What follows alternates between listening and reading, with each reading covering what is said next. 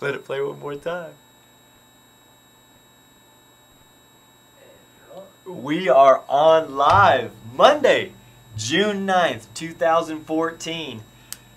Brave Haven Studios. Bob, my friend, how you doing back there, buddy? I'm doing well. It's just I can't believe it's June 9th already. The time is going so fast. Oh my gosh. It seems like June 2nd was just a week ago. Yeah, just a week ago. and holy moly, June 9th, and here we are. We're into summer. I know. You know, my grandfather, who I look up to and admire and respect so much, years ago when I was just a young guy with a lot more hair on my head, he used to tell me, Hoss, time flies the older you get, so enjoy it. And I thought, whatever. And now that I'm just in my mid-40s, it's like, oh my goodness, he was exactly right. Where has the time gone? We're in the NBA Finals already. It's Spurs won, Miami Heat won, and time is flying. It's the 9th of June. 9th of June, and oh my gosh. Unbelievable. School's going to be back in before we know it. Oh my. Speaking of schools, let's give a shout out to all the college grads and all the high school grads that have gone through their graduations. I'm so excited. Brandon just had his graduation last week on Thursday. A lot of exciting things going on for him. My niece out in Indiana, Cassie, congratulations to you. I know you had a big reception. Uncle Scott would have loved to have been there to support you.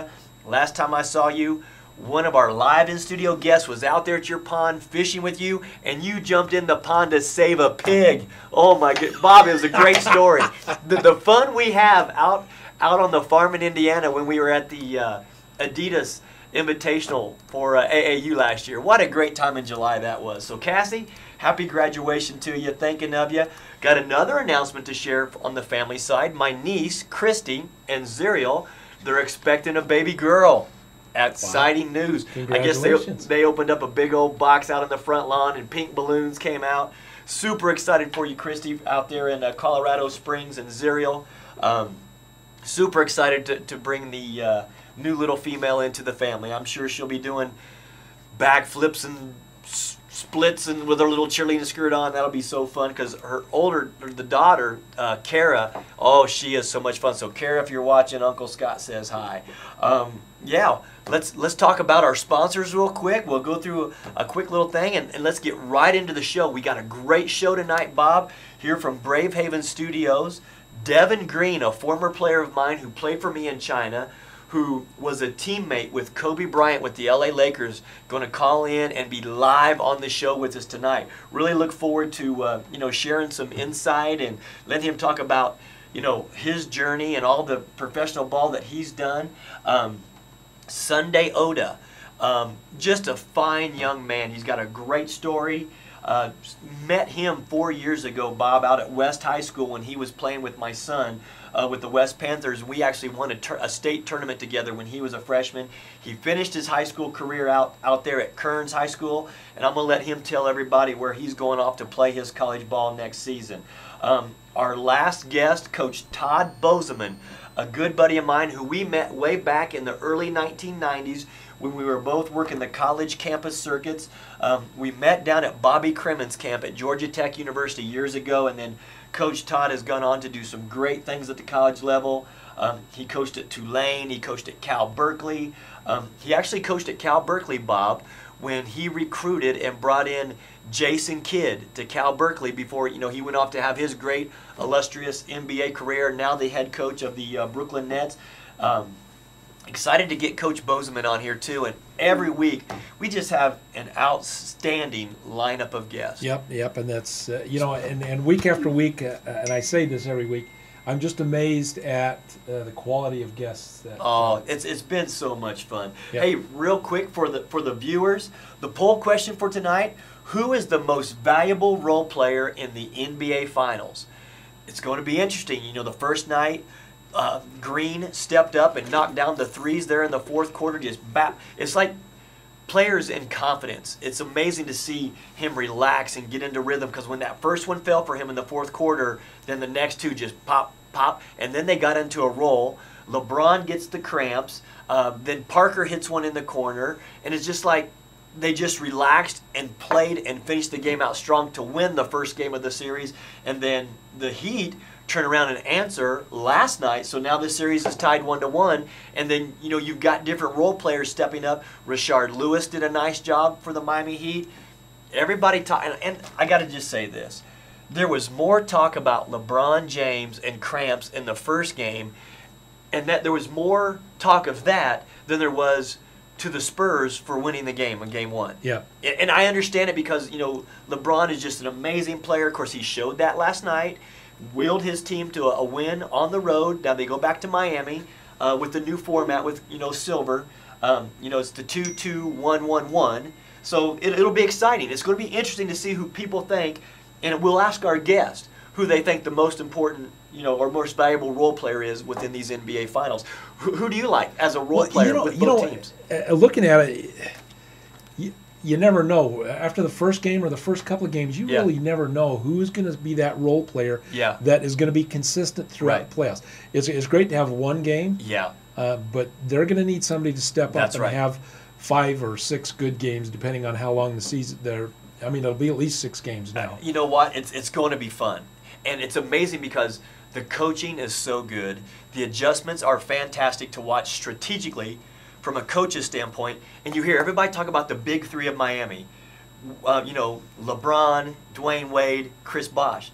But San Antonio, their big 3, they just quietly go about their business. You got Tony Parker, Manu Ginobili, and Tim Duncan. Yep. What a great big 3 because they're veterans. I mean, it's just a fun series, and this rematch, the television ratings are going through the roof because it's round 2. It's like Rocky 1, you got Rocky 2. Yep. Well, here we are, NBA championships, round 2. Ding, ding, ding. Let's go. Yeah. Hey, now let me ask you a question, Scott. Yeah. In the playoffs, you talk about the 6th man. One of the 6 men that comes into my mind is the crowd. Okay. The home, either the home audience or the away audience, whatever it is. How in playoffs, and you've been there before, how big of an asset or how big of a liability can that home audience be, a home crowd? Home crowd. Well, look at football. Look at Seattle. They call it their 12th man. They get so loud and the players feed off that energy. Now, I will say this: I think Miami's crowd has been a little bit spoiled because they have such high expectations. They wait for Miami to do something great on the floor, then they react. A good crowd will stand behind your team through good or bad because, believe it or not, I mean, here it is, the NBA Finals. Those players feed off of that energy, and when that crowd gets excited, they step it up another level. Great NBA crowds bring it night in, night out. You got to love the whiteouts that are going on, the blackouts that are going on. They get into it with the dress, but to really be a great crowd, you got to come with that energy, bring it before the game. There ought to be a hum and a buzz and electricity in that arena when those players step out because they do feel it. And that's what's neat about here, the Utah Jazz. Even though the Jazz hasn't played as well since Jerry Sloan has stepped down, but we have continually great crowds out here at Energy Solutions Arena. Now we've got a little something to be excited about. Quinn Snyder named head coach here with the Utah Jazz. Little soft spot in my heart. He coached internationally. He was over in Moscow for a while. Had some good years in the D League. Also an assistant coach with the Lakers. An assistant coach this year with the Atlanta Hawks. I think their commitment is to a young coach who's going to take the time to develop, and he's done a lot of player development, in his career. So you look for that nice hairdo on the sidelines. Quinn Snyder's going to be bringing it. So he's got that full head of hair going for him. I've got hair envy like you wouldn't believe. Come on, Quinn, give me a little bit of that, baby. No, I wish him the best of luck. I'm excited for him. Wouldn't he be a great guest to have on the show coming soon? That would be wonderful to have him come in and give us some insights. We'll have to reach out to him. What he wants. Congratulations, Quinn. Yep, that's Speaking awesome. of coaches, Flip Saunders named himself the head coach with the T-Wolves. I think they were reaching out to Fred Hoiberg there a little bit at Iowa State. Didn't quite work out. They were talking to Dave Yeager when there was a little bit of friction going on with the Memphis Grizzlies. He goes back to Memphis. Flip says, best man for the job's me. He named himself the head coach, so congratulations, Flip. We wish you the best out there with Minnesota. New York. Derek Fisher. Yeah. Derek Fisher. Reportedly, it's going to be 5 years, $25 million with the New York Knicks. Fresh out of retirement, right into the show. Strategically, I think Phil Jackson's doing something smart. The New York media That's a hard place. There's high expectations. You got Phil Jackson there as president running things. You know they were going to be like, hey, who's Phil going to bring in? Well, you know they were talking to Steve Kerr. Steve Kerr finds it better for him to start his coaching career, with everything he's done out there with Golden State. They landed their man, Derek Fisher. He knows Coach Phil Jackson. They've had championships together. He knows the triangle offense. So I see that being a good fit. I wish Derek Fisher all the best because he was well liked out here with the Utah Jazz. Yeah, and that's the thing I was just going to mention. He's one of the few players that I know that after he left the team, when he came back, people still had a soft spot for him. Yeah. They didn't like boo him and things like that. They still respected who he was, and that's the thing that I'll miss him as a player. Yeah, I mean he was such class act. He was a class. He was a good leader on the team. Yeah, a veteran leadership in the locker room to be a good voice and a mentor to the young players. Absolutely, every locker room he's been, and then of course he was NBA player representative. When the lockout was going on, everybody looks up to him. So Derek, we wish you the best of luck. We know you left here under unfortunate circumstances. Your daughter had eye cancer. You took her closer to be with the doctors, and what a class act it was from the Miller family, Larry Miller, to allow him out of that contract here with the Utah Jazz to be closer to the doctors. I mean, see, people don't talk about Larry Miller like that enough. I mean, that's how Derek Fisher left here. Because he wanted to be closer to his doctors for his daughter when she was battling eye cancer. Yep. Love the Miller family, respect the Miller family for that. And Greg Miller has kept his finger on the pulse here. You got Dennis Lindsey here, who's putting his stamp on their franchise. You know they're going to work hard for that number 5 pick here coming up in the draft. And Dennis Lindsey hires his guy who they work together there in San Antonio. Quinn was with the Austin Turos. He brings him in here. Let's lead him up and have some fun, huh, buddy? Yep. Well, you got to love that. Good stuff. So, yeah, a lot of stuff going on here. Hey, had some new countries join us for our viewership. Mali and Africa joined our viewership. Bulgaria joined our viewership. I think a lot of that has to do with our first guest tonight, Devin Green, who actually played over in Bulgaria. So our viewers in Bulgaria, thank you so much for tuning in. I know you're eager and excited to see Devin Green. And also Poland. Poland jumped in with our viewership. So still a national and international viewership. You got to love it. Quick shout out to our sponsors before we go on our break to get Devin Green on here. Our live in-studio guest just walked in the background, so I know he's going to sit and listen to Devin Green. Sunday Owda from Kearns High School, a 4A all-star who's going to go on and play his college ball. Welcome Sunday here to the show. He's going to come on here in a few minutes. But bravehaven.com. Bob Fitzgerald here, my producer, Bravehaven Studios. Get a hold of Bob at bravehaven.com, 801-738-8697. Still want to thank Salon Dante, my beautiful wife, up there on the 2nd floor. They're located on 94 South, 700 East. She can be reached at 801-572-8812. And once again, Nick Fitzgerald of MetLife. Take your financial advisor to take care of your golden years as things get golden for you. Contact him at 801-999-3773. Nick Fitzgerald of MetLife. Let's go to a break real quick, Bob. We'll get Devin Green on the phone, and we'll talk some great stuff about him, about what it was like to be on the LA Lakers with Kobe Bryant as your teammate. Let's talk with him about that. Let's go to a break. Let's go pay the bills, and we'll be right back here in just a few minutes right here live from Bravehaven Studios.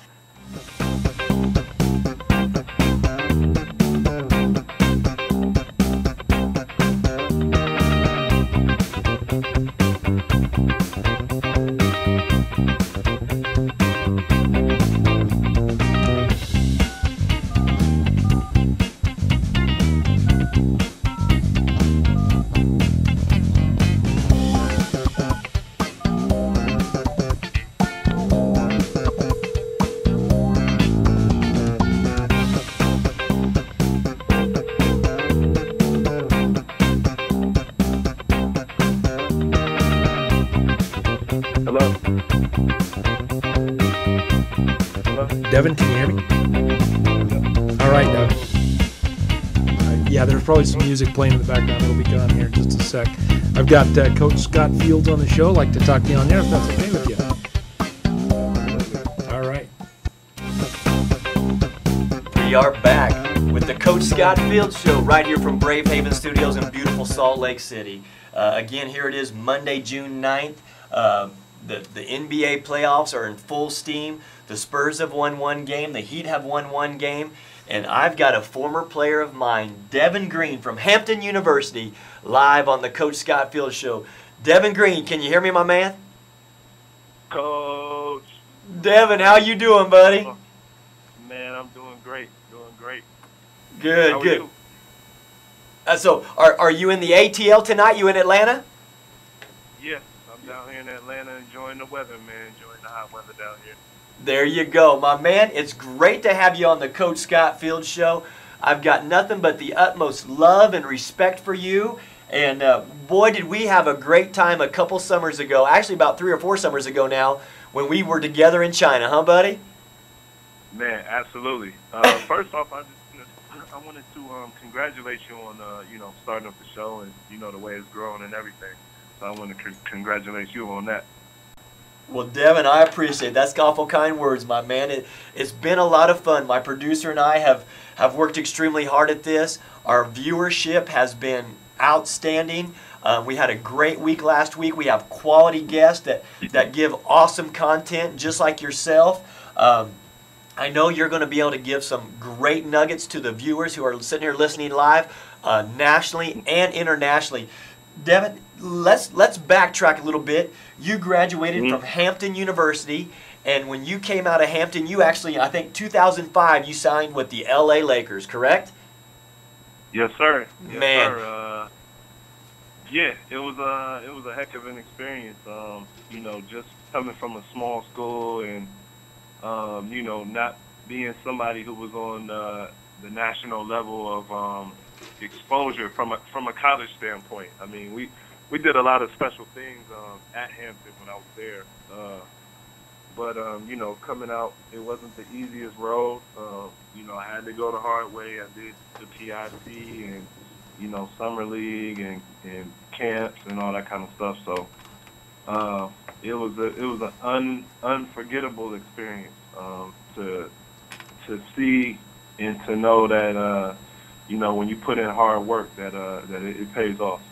Well, you know what? There's no doubt that you put in the work. I mean, when we were together in China, you flew out there. I saw you way before practices started. You would stay on extra time just to try to get acclimated, get used to the humidity that was there in China, get used to the air pollution that was in China, and right. we had a great time together. But what was it like, Devin, to sign with the LA Lakers, to be able to go to El Segundo, the practice facility out there, day in, day out? You're there with Phil Jack. You're there with Kobe Bryant. There's so many fans here in the Salt Lake area that really admire Kobe Bryant, just like my son does. And right. What was that like, learning from him every day, battling him every day? What did you learn and what did you take from those experiences being around Kobe Bryant? To be honest with you, coming from, and I want to go from this part first before I go back to your question. Coming from the East Coast or the Midwest, I wasn't really aware of how big the Lakers, you know what I mean? Like, I know the tradition and all that kind of stuff, but what I'm saying is I didn't understand that it was America's team until we actually went on the road, and it was fans just everywhere.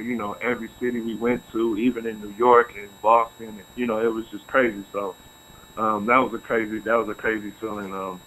But just as far as like learning from Kobe, man, it was just, it was unbelievable, man. I mean, just the way he works, and I'm sure you've heard all the stories, about how much work he actually puts in, and I'm a true testament, and I'm eyes that have actually been there, and just to see his work ethic, and for a rookie coming out of college, for you not to be able to take a piece of that with you throughout your career, is just stupid. Being able to be around a Hall of Famer like that, and I mean, one of the greatest players to ever play this game. And just the organization alone, it was so many of the older players that came back You know, just having like Kareem and Magic Johnson, and you know, these guys just come back and see how much of a family that organization is, and it was great, man. It's one thing they always say: once a Laker, always a Laker. That's, you know what, Devin, that's so cool, and there's no doubt, and because, you know, working with you years later after you were done with the Lakers, to see how much of that you incorporated into your philosophy, because your work ethic, your stamina, the way you keep yourself ready to go, you keep your body right. And so let's talk about that for just a second. There's a lot of players out there making the transition from college to pro. And sometimes, you know, they don't get that opportunity as quick as they want it. You know, talk about that mental toughness and that confidence that you have in yourself and the determination and laser-like focus that you have to keep your body right for when your agent does call you and say, hey, Devin, we got an opportunity in, you know, let's say China, or we have an opportunity for you in Bulgaria, or we now have an opportunity for you in Venezuela. What is that like during those off months to keep on that grind and keep your body right for that opportunity, my man? Well, I think aside from all of that, you know, just being a competitor, man. Just being a competitor, you know, you always want to continue to push yourself and understand that that you can always get better. Yeah. And you know this from the days you played to being a coach. You can always get better every day. And so if you don't have that inner drive and that inner passion, you know, to want that, I feel like it would be a hard road for anybody. You know what I mean? But if you have that inner passion and that willingness to want to get better every day, whether it's active rest or whether it's I'm just going balls out in the gym, just giving it 110% every day.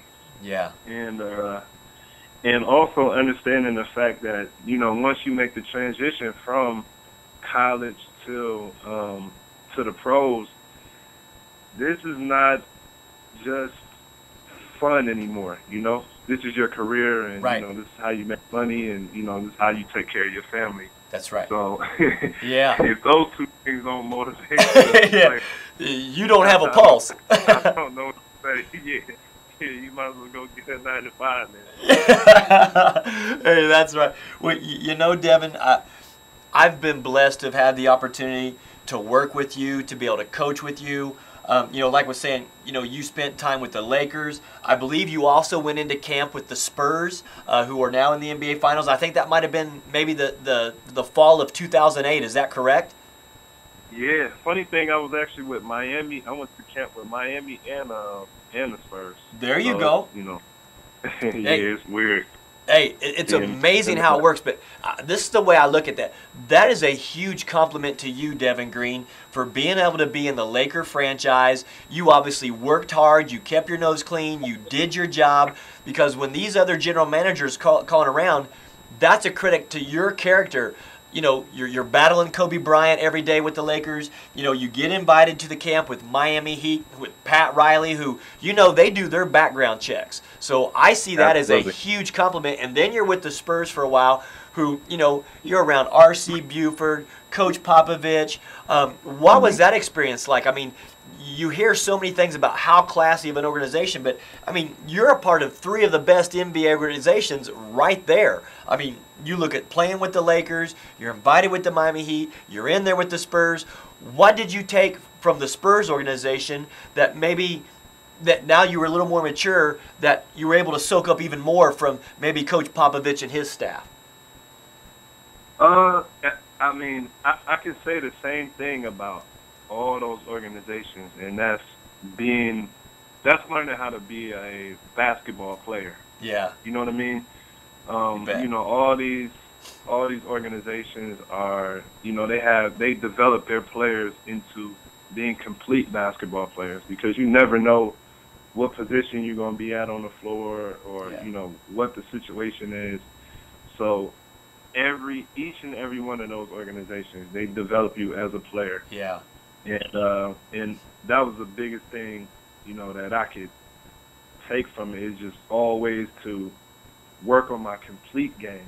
You know what I mean? Because you never know what situation you're gonna be in on the court. Right. So develop a post game. It doesn't matter if you're 6 feet tall, 5'5", whatever. Develop a post game. Develop the 3-ball. Develop the mid range, and it's always crazy because in San Antonio they actually work on layups. Yeah. Making layups. Yeah. Like, like making different types of layups. Sure. Well, just getting hit with the pad, and you see how well, Tony Parker, he gets in there and he finishes over humongous guys. Yeah. Well, consistently. Well, and that's something that they work on. Right. And I don't know if, I'm sure you may have watched it, or maybe you were pulled away on other business, but watching even Manu last night, he takes, he comes in from the left side, he's a lefty, and he spins it up high and off the glass on the right-hand side with the opposite spin. And again, part of that daily dozen routine of working on those shots, that's where that kind of stuff pays on. Paying attention to the details, working on your versatility as a player, having all the tools in your arsenal to be a complete player, correct? Absolutely. It's muscle repetition. Right, muscle memory, right. Yeah, muscle memory all day. It's you go in there and man, we working. Yeah. Well, each and every one of those organizations, you are working. That's right, and see, that's to the time that you check out that day. Hey, you know me, that gets me excited, gets me pumped up, because I know how hard you work in the gym with your trainer. Working on, like you said, working on that versatility, trying to add another, counter move in case, someone scouts you and like, okay, take away his ride, or, make him shoot off the dribble. Then you're going to 1-2 dribble pull up, getting to your spots. You work extremely hard at that, and you've become a better shooter as your career has progressed because of the hours and the amount of repetition that you've done, because I've watched you grow as a player, and especially international, where they have high expectations for players to come in, and be the man. And I can remember you coming in, I think maybe the second game that you played for us in China, you dropped like 45 on the Fools. Yeah. that was good stuff, my man. Yeah, that was great stuff. But yeah, that was one of my weaknesses coming out of college, because I was always a pretty athletic and a slasher and able to get in there and mix it up and stuff like that. So, yeah. Well, trust me. I didn't. After this break, I'm going to talk about your athleticism and the game-winning shot you had with about 0.7 seconds left to get us out of the quarterfinals to get into the semifinals when you dunked on that big 7-footer. I saw the athleticism firsthand, my man. Right. As a matter of fact, I even told my producer, I've got my board. I'm going to design the play just like how we talked about it in the timeout. Because I was like, Devin, where are you comfortable? Where do you want the ball? We ran a little zipper action. Pistol, our little Chinese point guard, he hit you with that little backdoor pass after you gave him the fish. You went up and banged on the 7-footer. Boom. It was their ball with 0.7. We go on to the semifinals. Yeah. I think I'm more excited about that you are. You just do it all the time, right? Right. I try to. I love it. Hey, we've got a Utah 4A All-Star who's sitting in the studio with me right now. He's going to come on and be a live in studio guest after you're done, Devin. But give him and other players coming out of high school that are getting ready to go to college, what would be the nugget that you would share with these players who have just signed a scholarship to go to college? How can you help prepare them, give them a message that will make them a better college player and help that transition be smoother? Take advantage of every day. My godfather, he played a big part in me going as far as I did, and just with my career. And he always would tell me, and it never really made sense until I got to college to a certain extent, was he would always tell me, make the coaches do their jobs. Yeah, I like that. And it didn't make sense when I got there, but I mean, until I got there. But you know, you have to make people do the jobs, whether it's like getting in to watch extra film, getting in the weight room extra, getting extra shots up, grabbing a coach before practice and getting your shots up before and after, making sure you have the key to the gym to go to get in there and get in there by yourself, man. But you have to understand, you know, it's just like being in high school. You're competing against everybody in the country, and it's only going to be a certain amount of guys that are picked to move on to that next level. That's right. And those are going to be the guys that took the extra time to separate themselves from being talented and being great. That's right. That's exactly. You know, Devin, I always tell players that I'm around and that I work with, for them to go to the next level, they have to dominate the one that they're currently at. And anything that you can do to gain an advantage, to showcase yourself and your abilities, putting in the extra work with that work ethic, like what you're talking about, you got to do it. Yeah, because, I mean, at the end of the day, that's what separates talent from greatness. That's right. You know, because once you get to that level, everybody has already been all this, all that, player of the year, you know, whatever. But it's just going to be those guys that take that extra, you know, that take, they take, you know, pride. They take pride in getting to the next level and just wanting to tear your competition to pieces, man. That's right. I love it. Great message, my friend. Hey, listen, stay on the line with us. We're going to go to a quick break. We're going to have you come back on to answer a few more questions after the break, Devin. And we're going to keep it going live right here with the Coach Scott Field Show, my friend. All right. All right. We're going to a break. Okay.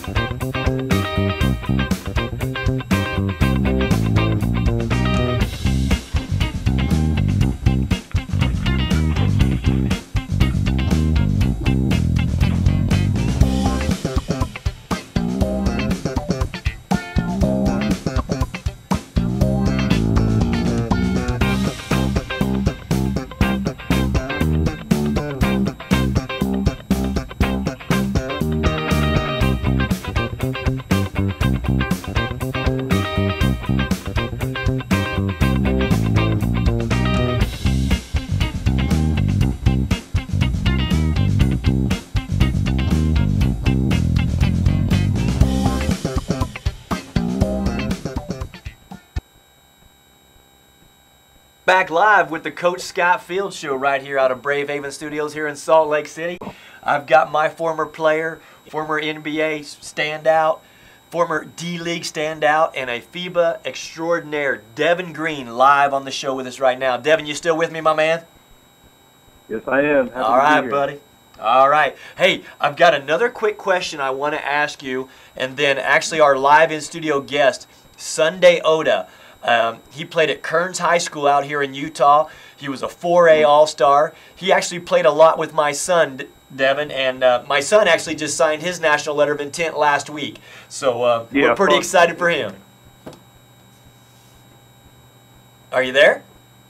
Yeah. No, I was saying I saw that on Instagram. Nice, nice, nice. Well, appreciate that. I'm just trying to teach him to work hard like you do, my man. Hey. Hey, there's no doubt. You know, you and I have been journeymen in our own rights. We've got passports that have more ink than a gangster rapper because we've traveled a lot. But, hey, what were some of your favorite countries to play in as far as crowds and the support? And, I mean, I coached down in Venezuela with the team that you're currently with, you know, Guados de Lada, and they have a phenomenal dome. They got great fans, and, you know, so I can speak on that one. China. You know, there's different levels in China. I know you've been in Bulgaria. Share some of the countries that you've played in and that you've had great experiences, you know, FIBA internationally. Oh, man. Actually, where we played for the Snow Wolves, that was a good, they had good fan support. Shanghai, I played for Shanghai Sharks. They had wonderful fan support. Right. You already know him, Barkeep Neto. Oh, That place off the hook. I love. Great owner out there. Jorge Hernandez is awesome. Absolutely. He's the Mark Cuban of Latin America. I love that guy. Yes, he is. That's one of the best places I've ever played. Like outside of the states. Yeah. There and also in Puerto Rico too. Puerto Rico and Isabella when I played in Isabella. That's Italy, we had great fans support in Italy, and also in Belgium too. Yeah. Well, I know you've done a great job. You've got great marketability. I'm so proud of you and your career. Our 4A All-Star from Kearns High School, Sunday Owda, he's sitting here live in the studio. I'm going to let him come up to the microphone and ask you a quick question real quick. His name's Sunday Owda. Okay. Go ahead, Sunday. Hey, Devin Green. Hey, what's going on? Yeah, I'm here. Have you always had in mind, like, as you was playing college, that you were going to be in the NBA? Man, I always thought I was going to play in the NBA from the time I picked up a basketball.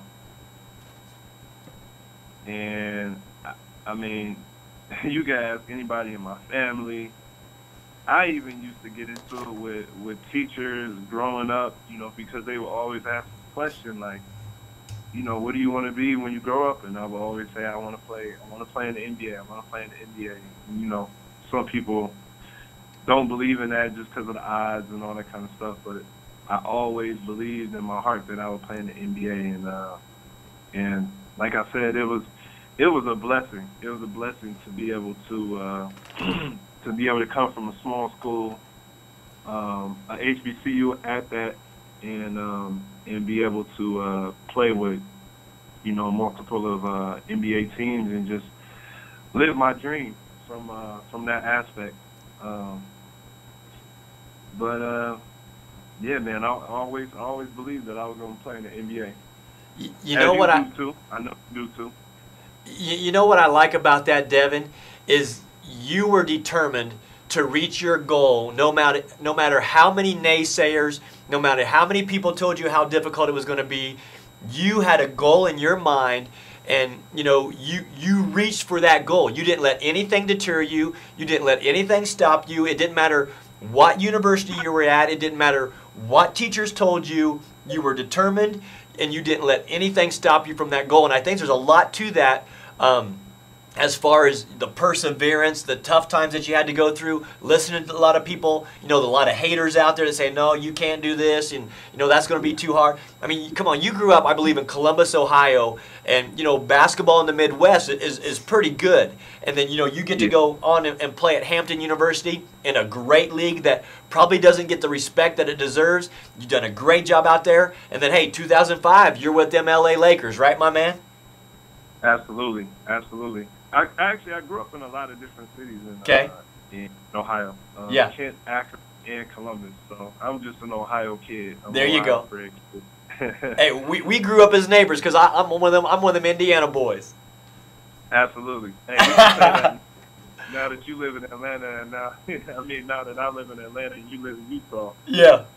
Hey, we couldn't say that. We couldn't say that in the Midwest, though. We wanted to kill each other. That's exactly right. But hey, you've always got a place to stay when you come out here to Salt Lake City, right here with the coach. You know that. Absolutely.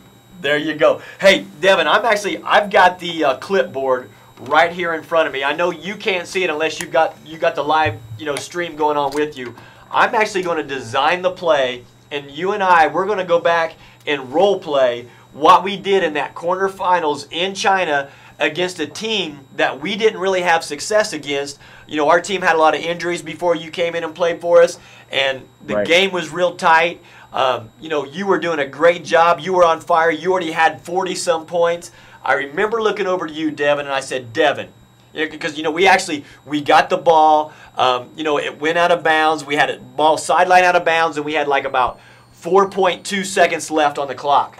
We got ourselves in a huddle, and I looked over to you, and do you remember what I asked you? Where you want the ball? Where do you want it? I said, Devin, where do you want it? And you said, Coach, you said, give it to me on the left block. Right? Yep. So I'm going to design this play right here, right now, on this clipboard, exactly how you dunked on the 7-footer and you carried us into the semifinals in China. I had you setting on the left block. I'm going to put a big X right there on the left block. We had a zipper action, and our point guard, if you remember, I nicknamed him Pistol. He was taking the ball out of bounds. Pistol was here. We had the zipper action on the far side with our 5 and our 1. 2-man was taking it out. He goes down, sets the screen. Point guard comes up, catches the ball.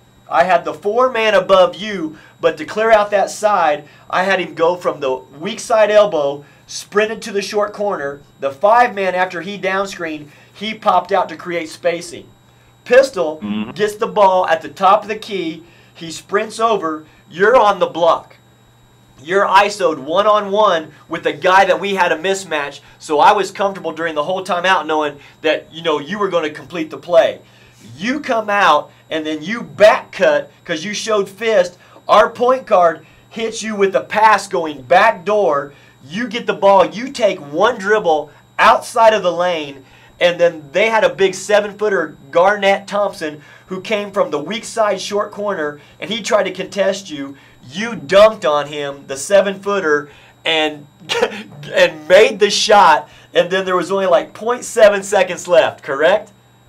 Yeah. Is that how you remember it? Yep. Absolutely.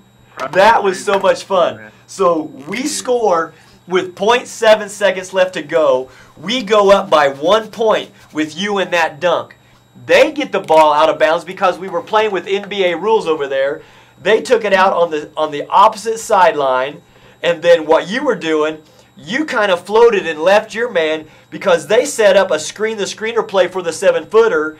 They lobbed the ball into him in front of the rim. You left your man who was out on the wing, and you came in and knocked the ball loose from the 7-footer because of your anticipation and your athleticism. The horn sounds, we win the game. We go on the road and win in a hostile environment after we win that tough game at home, and you catapulted us into the semifinals. Yeah. Hey, I can close my eyes and remember it like it was yesterday, but, you know, to have an opportunity to coach players like yourself that have all the tools, has the skill set, it's only made me a better coach. Well, to give you your credit, you know, that was experience and maturity from your part, because a lot of coaches wouldn't do that. A lot of coaches get so stuck in their ways, and they don't really understand the situations in their players. But you know, you really know us really well for the amount of time that we were there, and man, I think we did a great job for what for what we had. You're right. For the resources that were around us and the personnel that we had, I think we exceeded expectations. But man, was that a lot of fun to beat that team who has actually had a higher seed than us in that first round of those playoffs. But it was just so much fun working with you, my man. Hey, you too, Coach. Yeah. Well, let me ask you this. You've been blessed to have been around a lot of great basketball minds. I mean, you've been around Pat Riley. You've been around Phil Jackson. You played against Kobe Bryant. You've been in some great franchises. You've been a part of some successful teams in Europe, in Asia, in Latin America. Can you think of one specific thing that maybe you took from me and my coaching and maybe the way I coached? What do you remember most about working with me? It was your enthusiasm and the connection that you had with your players. You know, that was incredible for me. Like, you know, a lot of coaches, they don't take the time to actually get to know their players, you know, on and off the court. Yeah. You know, because it's, you know how it is, like, especially if you're, you know, playing internationally and stuff like that. You know, you don't get you spend so much time together, but if you don't really know, you know, what type of players you have, I think it creates a lot of confusion at times. Yeah. you know, it was only 2 Americans there, and it was, you know, and you were there. You know, just the way you interacted with everybody and got to know each and every one of our games. I thought that was incredible. And, you know, you worked with us, you know, before and after practice. You even got your own work in. Hey, I'm trying to keep it right, man. Now, come on. Yeah. Hey, so always, you know, I think we always respected each other from that standpoint, and you know, as far as being prepared and being willing to go the extra mile and put that work in. And I think that's why we've kind of surpassed the coach-player, you know, relationship, and we can actually call each other friends.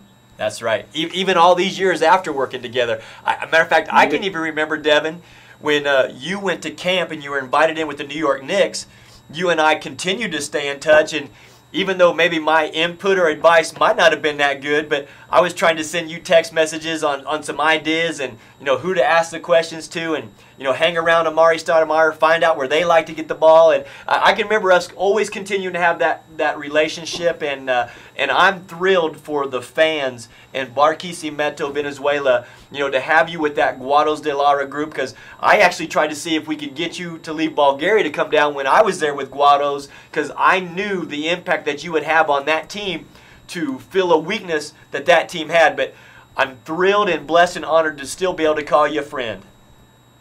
Absolutely. The same here. Feeling is definitely mutual. Well, nothing but love and respect. I want to thank you from the bottom of my heart for coming on to the show and sharing some of your insights, sharing your experiences here with our viewers here live from Brave Haven Studios, my man. Hey, thank you, and thanks for the opportunity to share my story. You got it, my man. Hey, do you have any last words that you want to share with the viewers, you know, nationally and internationally right here real quick? Yeah, you know, for all the viewers, one of my big things is always, you know, don't let people discourage you from shooting from your dreams. And, you know, if it's something that you have in your heart that you want to reach, you know, just give it 110% and go after it. I love it. Great nugget there, my man. Hey, listen, God bless you, my friend. You know, you and I will stay in touch, and it'd be great to have the opportunity to work with you again somewhere down the line, buddy. Absolutely. So the family up there high. You got it. And like I said, I wish the show and everybody that's listening nothing but the best of luck on this year and this season, this summer, and everything. You got it. Well, let me ask you this. Now that you're in Atlanta, I know that, you know, you've got some entrepreneur skills. Are you working on any projects out there in Atlanta that our viewers should know about? Yeah, actually, me and my best friend and just a group of great people, we're about to launch a fashion company. Nice. Actually, July 31st is when it'll launch. So, you know, we're just being like crazy men right now and crazy people trying to make sure that that everything is working right and everything looks nice and ready to go, you know. So, you know, it's nothing different from being on the court and being prepared to go out there and do a job on the court. It's just, you know, you got to put your 110% and your love and passion into what it is that you want to be or that you want to be successful. You got it. Well, hey, when that clothing line comes together, you send some here to the Coach Scott Field Show. I'll drape it for you, get you a little exposure, and let's take that stuff global. Absolutely. Menagerie Clothing Company. That's the name. Menagerie Clothing Company. All right, we'll be looking for it right here, my man. Absolutely. I appreciate it, Coach. You got it. Listen, God bless you, and we're getting ready to go to a break, but thanks once again for being a part of the Coach Scott Field Show. All right. Thank you again. All right. Hey, right before we go to the break, I can't thank Devin Green enough for coming on. How about that for an interview? Wasn't that awesome? Yep, that's great stuff. It's fun to hear you reminisce with old players too. Oh, it was just amazing because the intensity. We had a great crowd. You know, Tim Duncan, and was, you know, you saw him after that game one when the air conditioning wasn't working. He had his post-game interview, and he was just drenched with sweat. And, you know, LeBron cramped up during that game. That's the conditions that we played in China. The humidity, thick. the heat. I mean, I was completely sweating through my clothes. I mean, it is intense, and that's why you got to keep your body prepared. So to sit there and replay that timeout that happened, to get us into the semifinals in China, what great stuff, Yeah, that's awesome. Well, hey, let me give a quick little announcement before we go to break. Okay. Hey, I'm going to be doing workouts, player development, skill development workouts at a private gym here for the rest of the summer. If you are living here in the Salt Lake Valley and you want to work with Coach Scott Fields, you send me an email at coachscottfields@gmail.com, and we'll get you in that gym. We will get you right, mentally and physically, so that whether you're playing in high school, you're going to go be the dominant high school player. If you're trying to transition into college, you will be prepared for college. And if you're already a college player and you've got an agent and you're getting ready to go pro, let me help take you to the next level. My individual workouts, contact me, Coach Scott Fields, at gmail.com, and let's get you right. Let's go away to a break, and we're going to have Sunday Owda right here on the Coach Scott Fields Show. All right, so slide over.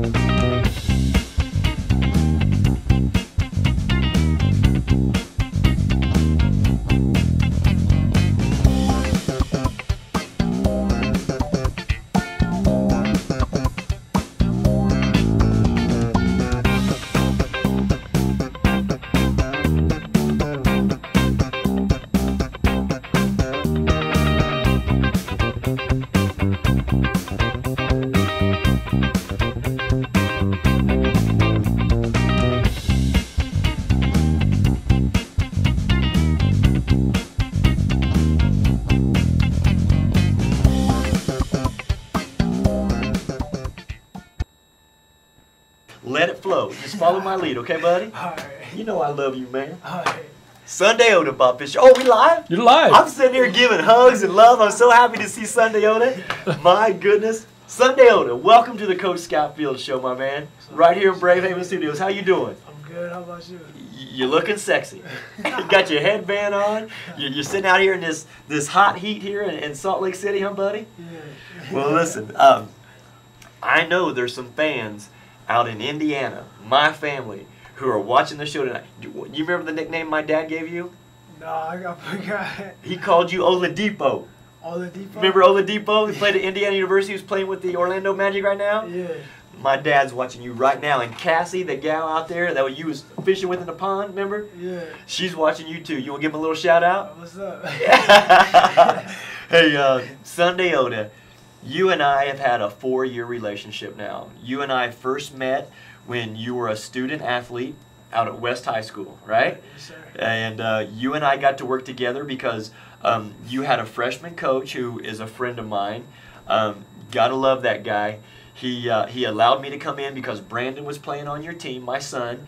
And if you remember, we won us a championship at the end of the season up in Ogden at Ben Lomond. Do you remember that? Brandon hit that buzzer beater. Yeah, I think you rebounded and kicked it out to him, right? Yeah. And he hit the buzzer beater, and then we go overtime, and then we end up winning that whole tournament, right? You told me shut their best player down. Hey, did you do it? Yes, sir. That's exactly what you do. You are a defensive lockdown guy, right? Yes, sir. Hey, we've had a lot of fun together Sunday. I was also able to work with you the last 3 summers in AAU basketball when Thurl Bailey had his teams that, of course, it was called X Factor basketball the first couple years. The last year, it was considered Dream Vision.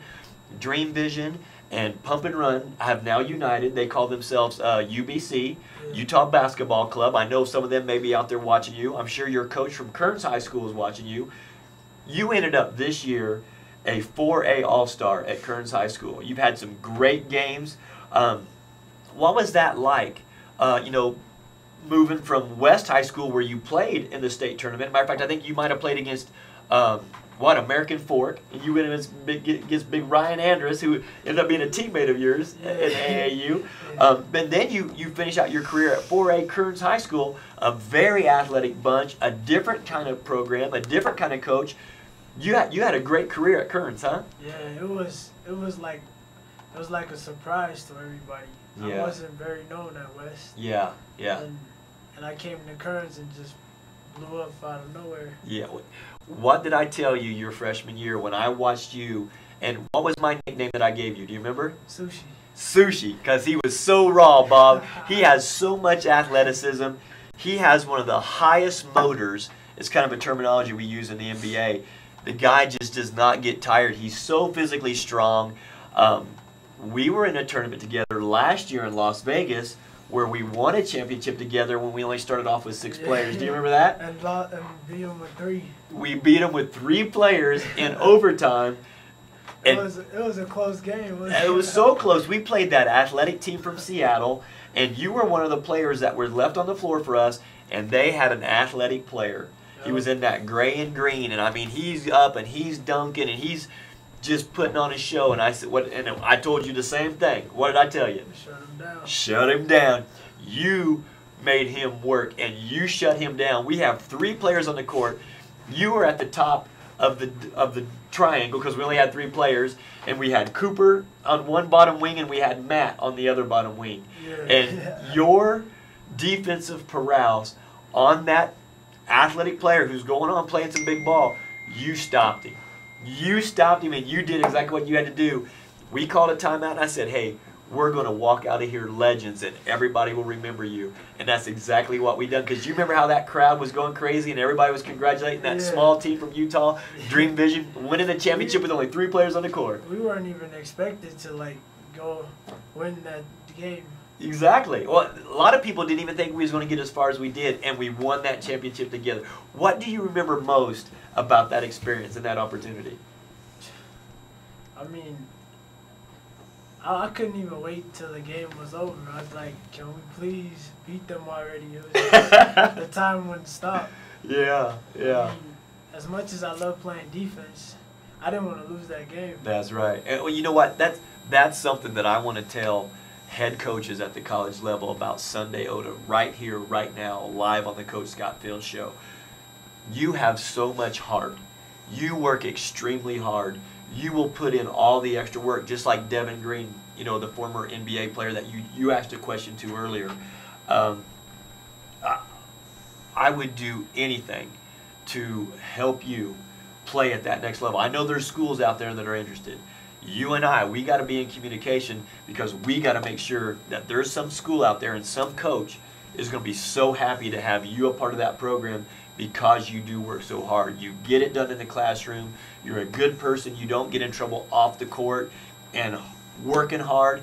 And the name Sushi, he's so raw and so athletic. He can dunk with the left hand. He can great in the open court. A defensive lockdown stopper. I believe in you, and I know you are going to have a successful career at any level you choose to play. And I know there's coaches out there who are interested in players like you. You and I got to stay in contact so that way we can finish the deal, sign your letter of intent, and you go off and play at some college. What would you like to do? There's a lot of things I would like to do. Okay, tell me about it.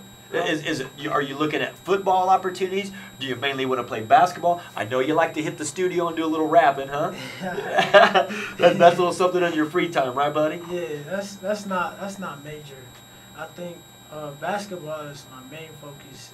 Okay. That's my #1 priority. Okay. When it comes to hobbies or the things that I want the most. Right. And I mean, what I want to do is prove to the world that, I mean, I can be somebody. That's exactly right. Because, like, there's a lot of things in my life that's happened. And I'm thankful that I'm here now. Yeah. Because, damn, I've been through a lot. Yeah, you've got a great story and a great journey, huh? All that did was make you stronger for this next level, correct? Yes, sir. Well, I know somebody else who's out there watching you, a huge fan of yours, Coach Charlie. Coach Charlie's watching you live right now. You got a little message for Coach Charlie out there? What's up, bearded man? Hey, Coach. You still got that beard? You know, he's kind of trimmed it down a little bit. And matter of fact, he just shaved all his hair on his head, too. Yeah, Coach Charlie. He's been a huge fan. And of course, his girlfriend, Whitney, and my daughter, you know, they've always loved and adored you just as my wife, Kim, has. And you got great fans out in Indiana, my family. who definitely respect you. And you know, you just graduated this last week, just like my niece Cassie did out there. Yeah. You and Cassie still stay in touch a little bit? Yeah. Do you? Nice, yeah, nice. We still talk. Yeah. Good, good. Well, you know, I know you want to go play college basketball. I've always believed in you since day one, and that's why I've been blessed to have had the fortune to work with you the last 4 years. And any coach and any program in the nation is going to be lucky to have Sunday Owda put on that jersey for whatever university that you would represent, huh? Yes, sir. So look right at that camera. Talk to all these college coaches out there in the nation. Tell them who you are, what you're about, and what you bring to their program. Here's your opportunity. Tell them about it. I'm a hard-working player, and all I really want is to get better. And no matter how hard things are, I'll always push harder and harder. And I'll be that. I'm strictly defense. That's my motive, and that's what makes me who I am. Is defense. That's what makes me stand out the most. I mean, I have that hunger, and I'm willing to prove to the world that I am that player that you need on your team when it's go time or at any time. You know what? I don't think you give yourself enough credit for your athleticism, your quickness. You know, you're still learning the game because it's kind of new to you, but you're so raw. But man, you can flat out blow by people off the first step. You're explosive in the open court. You find a way to get to the basket. I watched you at the Salt Lake Community College Showcase last fall. You were getting buckets. So, you know, you say you're a defensive stopper, but you can also finish strong at the rack and get things done because you've helped every team that you've been a part of. Because I think before you left West High School, they wouldn't have won the games that they won, you know, if you wouldn't have been at West High School the times that you were there. Yeah? Yes, sir. Well, you know I believe in you. I've got nothing but love for you, and I give my strongest recommendation. Now, I know there's schools out there that have called on your behalf. I know there's schools in Wyoming that have an interest. I know there's schools in Colorado that have an interest. I know there's schools up in Montana that have an interest in you. We need to, you know, get that deal done for you so you can start telling all your family where you're going to go, where you're going to continue your education, and whose program you're going to help get more wins than what they had before you put on that jersey for them, huh? Yes, sir. Yes, sir. Any last comments that you want to share with maybe the fans of Sunday Owda who are watching you live right now? I have fans. Come on, you're a role model, and you're so humble you don't even know it. Come on. Let's say there's a young kid that lives out on the west side. And, you know, they work hard and they're out there, they're dribbling the ball, and they're wanting to, you know, try to get better. What message could you tell a young player who looks up to Sunday Owda, even though you don't realize it? What message do you have for those young kids to make sure that, you know, they can persevere like Devin Green and get that NBA contract, just like you're going to go off and play college and be successful? What message do you have for them? Keep going. Just no matter what anybody says, just look forward and keep on going. Just keep dribbling that ball 10 times harder. If you mess up, just pick the ball back up and do it again. Just keep going. I love it. That's a great message, Bob. Isn't that? Bob, You got any questions for Sunday while he's sitting right here with us? Oh, hang on. Yeah. A little hum there. Sorry about that. That's okay. Let me turn my microphone down so I don't get that hum. Sunday, what are your plans for this summer? What kind of things are you doing to stay in shape and to keep fine-tuned? Man, I'm all in the weight room, all in. That's what I named my workouts. It's all in. All in, okay. Cause I'm all in. I'm 2 days into my workout. I'm really sore right now. But, You've taken care of yourself though. You're big, you're strong, you're thick. I mean, obviously you are all in, huh? So not only are you in the weight room, you're probably working on your skills every day also, huh? Yes, sir. Even the things that I have, even my weaknesses. Defensively and offensively. You're still working on that, huh? Yes, sir. I can remember a long time ago you used to say, you come into my office and you'd say, Coach, what do I got to do to dunk the ball? And I'd say, here's some drills. Man, you would come back a couple weeks later and I'm like, okay, it's working. Because if someone tells you to do something that's going to work, you commit to it and you work harder than anybody that I know. Yes, sir. Oh, man. So proud of him. So all you coaches out there right now who are trying to fill a roster spot and have that scholarship available, I've got the ideal man for you right here out of Kearns High School. He wasn't a 4A All-Star for nothing. He's put in the work. He's got the support systems. He's going to make someone an outstanding player. And if you've got any questions, you hit me up. You hit me at coachscottfields@gmail.com, and I'm going to send you all the information you need on this young man, because I guarantee you he's going to help you get more wins as a student athlete at whatever university he signs. Yeah? Yes, sir. Appreciate you being on the show tonight. Okay, right, buddy? Coach. Nothing but love. What's one thing, let me just ask you, what's one thing you've taken from me as a coach? What did you learn from me? Man, you weren't easy on me. When there was times where I messed up, you told me directly how it was, and I mean that made me a better ball player, because I mean if you just beat around the bush about it, then I'd just continue doing the same things over and over. And like I've always wanted to thank you for like all that you have done for me, because I mean it may not seem like it to you, but you've done more than what you think you have done for me.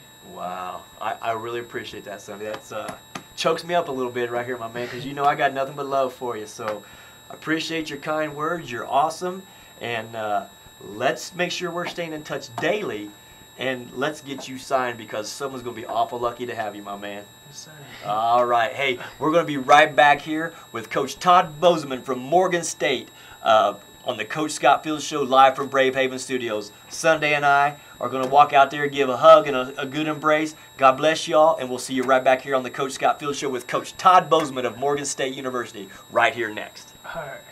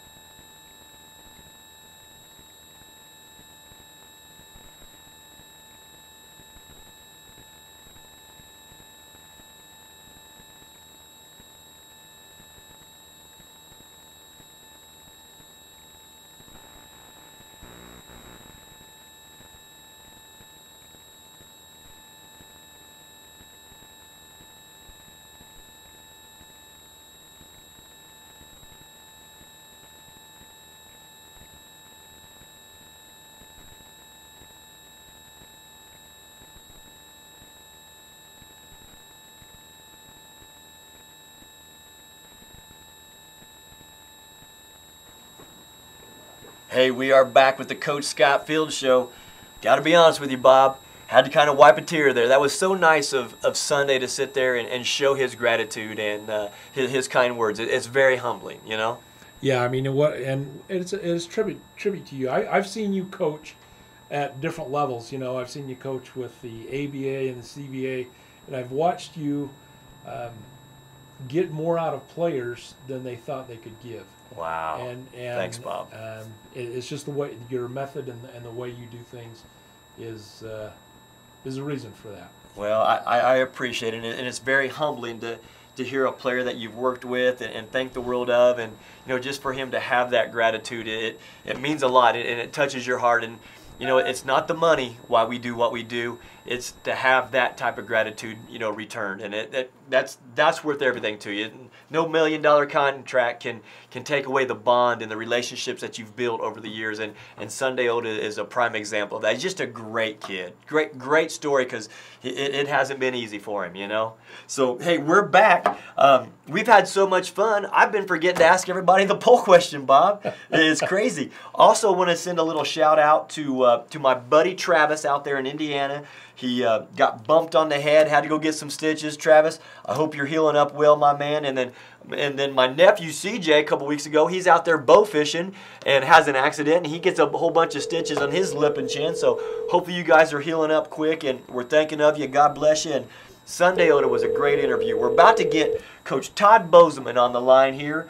Todd Bozeman and I go way back, so I'm excited to get this interview going. Hello, is this Coach? Yes. Hey, this is Bob Fitzgerald from Brave Heaven Media. I've got Coach Scott Fields on the show here. Would like to talk to you on the air. Is that okay? Yep. All right. Coach Bozeman. Coach Fields, how you doing? Man, I am blessed. I'm blessed. How are you doing today, my man? I'm doing pretty good. Weather's been pretty good out here in the D.C. area, and I'm enjoying every minute of it. Are you out there with some family right now? Well, you know, that's where I live. Yeah. You know, I work obviously in Baltimore, but it's I'm in between D.C. and Baltimore in a town called Bowie, Maryland. There you go. Good for you. Well, listen, I really appreciate you taking time from your family and your busy schedule and all the recruiting and all the stuff that goes on behind the scenes. You and I have known each other a lot of years, Coach. Long time, man. Long time. Hey, I can remember. I'm going to tell a quick funny story. It's back in the early 90s, and you and I are working for Bobby Crimmon's camp out there in Georgia, at Georgia Tech in Atlanta. Yeah. And you may not remember this, but it's just so vivid to me.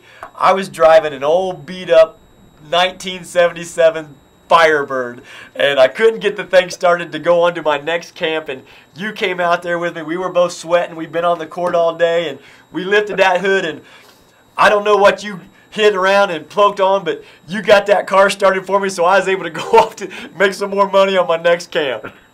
That's funny. Yeah, those were some really good times. You know, just getting started for me, just getting started in basketball, coaching anyway. Yeah. I had just I'd gotten out of school and graduated from URI and started working camps in the summer and decided that's what I wanted to do was coach basketball, and got that job down at the Crimmon's camp. And matter of fact, one of the kids that I took a picture with, Dana, I can't remember Dana's last name right now, but he sent me that picture some years ago when I was at Cal, and we stayed in touch here and there, and we're friends on Facebook, and every now and then he'll send me a message or I'll send him a message, and it's funny because it's just going way back there, and he was one of those kids that I had the younger group, and this kid really stood out, and right now he's doing really, really great, good for himself. He's working overseas and doing some great things. Well, I'm sure those were good times, really good times. Oh, Coach, you know it. I mean, you and I, we've continued to stay in touch all these years. I mean, we've stayed in touch through social media. You know, you're still having success. You and I were actually very close. You were actually coaching down in Tulane when I was in Shreveport at Centenary College for a while. That's right. That's right. Yeah, that's right.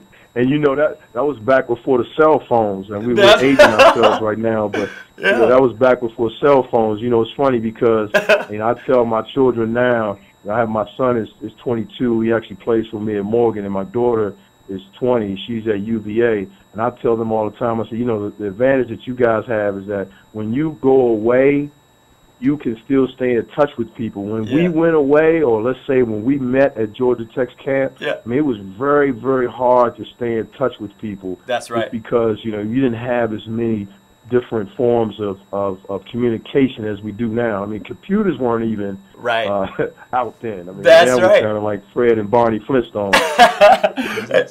Well, I can remember, Coach, because when we worked at Georgia Tech together way back when we were first starting off, you know, the assistant coaches would put together that mailing list, and they did a good job of that, of making sure all those coaches could stay in contact and have a network with it before, like you said, all that technology was involved. And of course, I remember, you know, keeping your contact information, but then it was just the snail mail. You had to send off a letter, and hopefully maybe it got to your hands so that way we could stay in touch.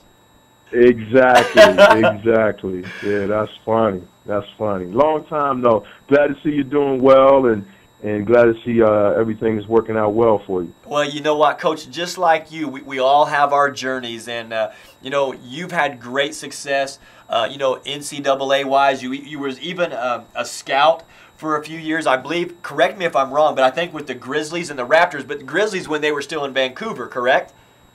Exactly. But I was a regional scout for them, and then I did the advanced scouting for Toronto. Yeah. Back when Butch Carter was the coach, and we had Vince Carter, Tracy McGrady. Yeah. Vince was his rookie year, and Tracy was, I think, in his second year. Yeah.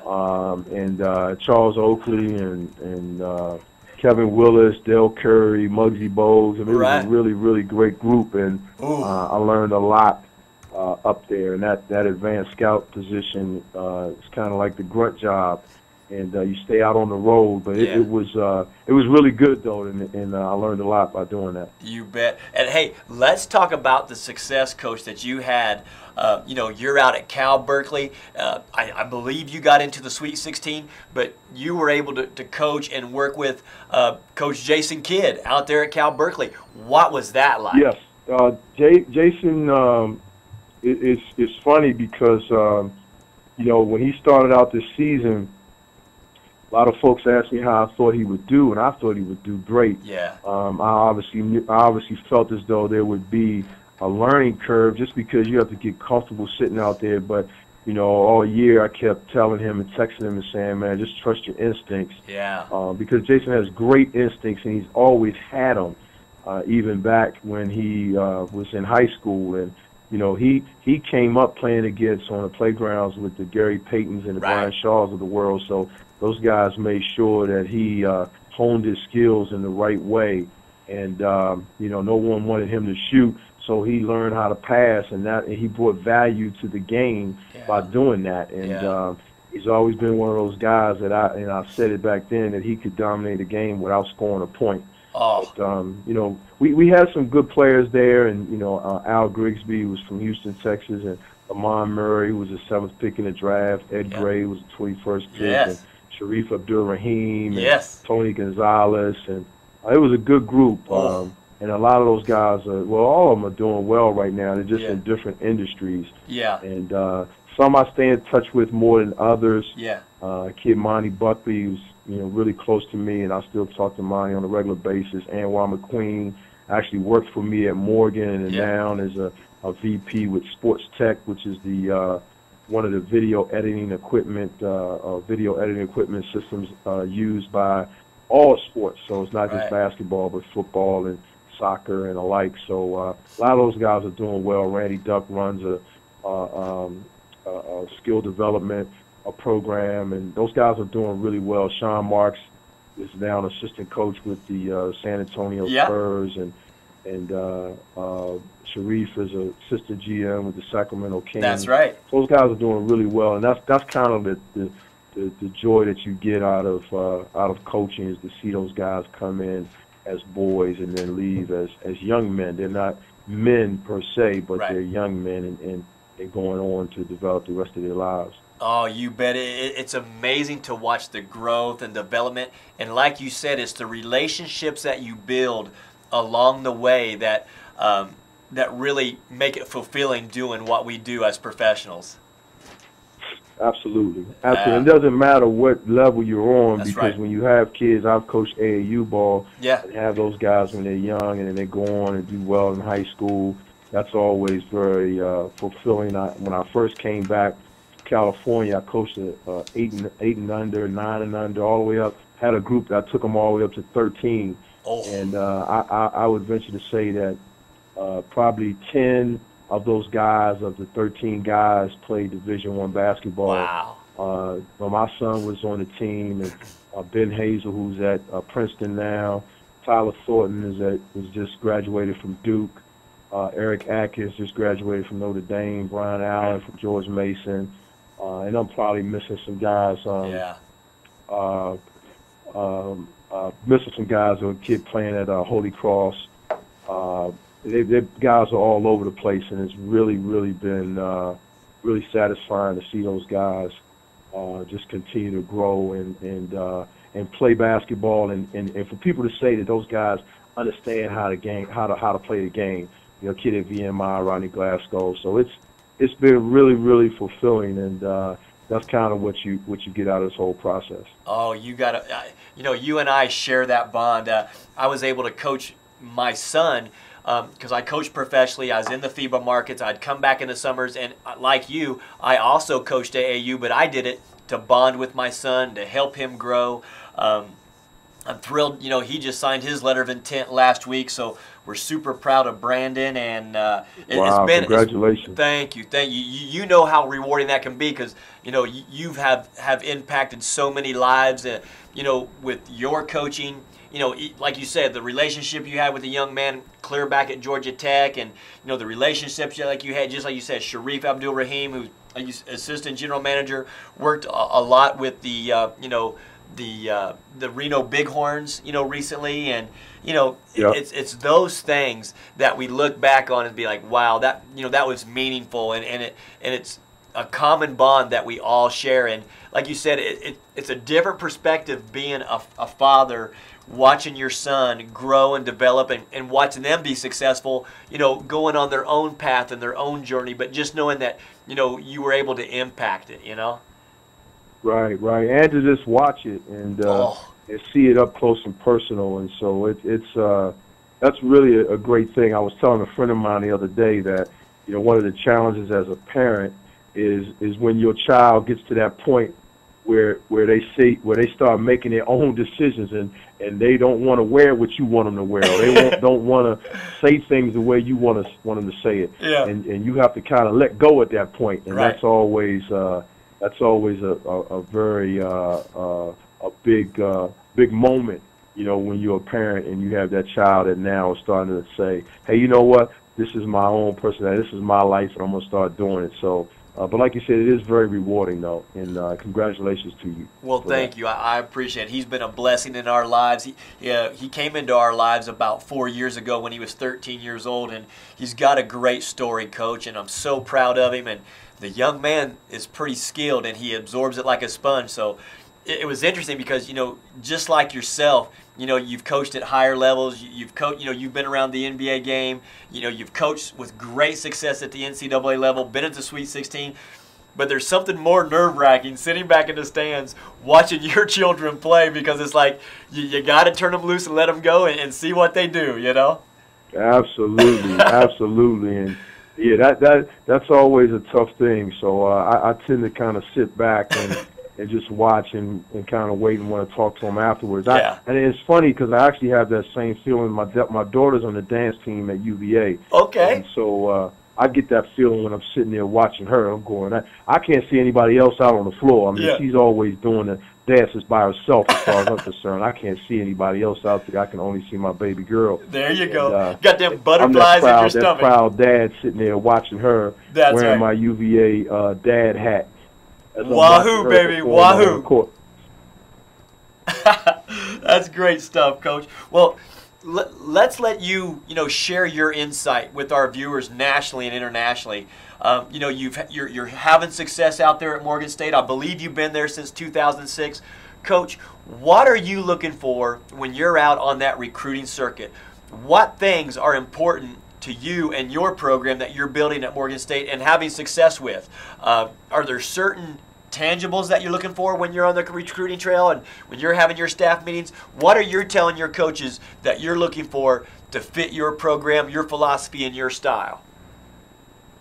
Well, you know, obviously you want guys that know how to play, yeah. But I try to have some vision. I mean, I'm not going to, I mean, being realistic, I'm not going to get a guy like, I'm not going to get a Jason Kidd while I'm at Morgan. Yeah. So I understand that. But what I like is I look for guys, I look for toughness, I look for basketball IQ, I look for, and I don't just go out and just recruit the guys that's scoring 20 points. Right. That's not my thing.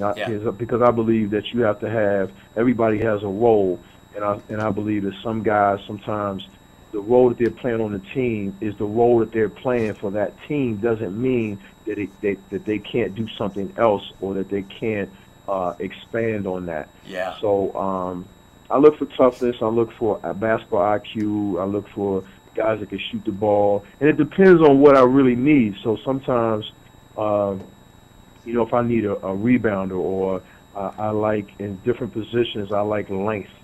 Or if it's a smaller guy, then he has to really be a problem defensively. So that's kind of. I mean, I don't know if that answered your question. No, it does. It does. Specifically, but some of those little things, you know, I've had people, even when I was at Cal, I've had people ask me, you signed that guy? And I said, yeah, I signed that guy. And they might look at his numbers, and they might come back and say, they might not see what I saw. Yeah. And then those guys have gone on and developed and become very good players. So even from the Randy Ducks or the Anwar McQueens or the Michael Stewart, who went undrafted and played 10 years just about in the NBA, and now is doing very well in Orlando, Florida. He's 6'10", from Sacramento, California, did very well.